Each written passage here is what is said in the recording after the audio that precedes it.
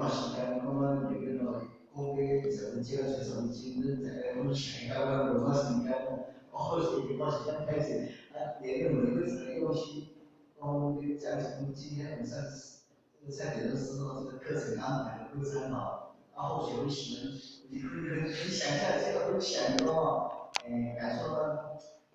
这不是那个内容那个安排鼓励跟赞美都非常的重要。我还有请或许呢感受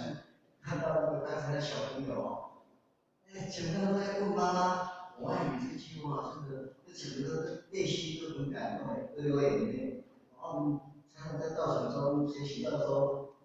身体瓦夫，受之父母，不敢毁伤，孝之始也。下一句说，修身养性，一生行道，扬名一世，以显父母，孝之终也。或许感觉到说，哇，我们今天我们的人间菩萨这个简明认同，他就符合到下一句这一句话说，修身养性，扬名传遍于天下，真的是孝的表现。我真的很感动。他其实或许有梦想我喜欢说有机会能陪着这个前些人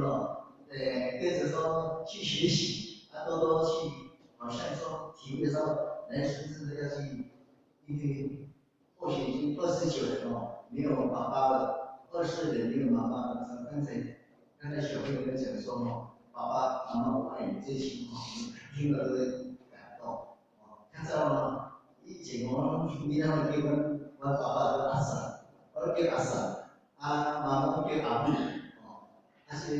已经20多年好久好久。今天看这个内容也很感动。刚才那个候选马老师又感动又心酸，真的很感动。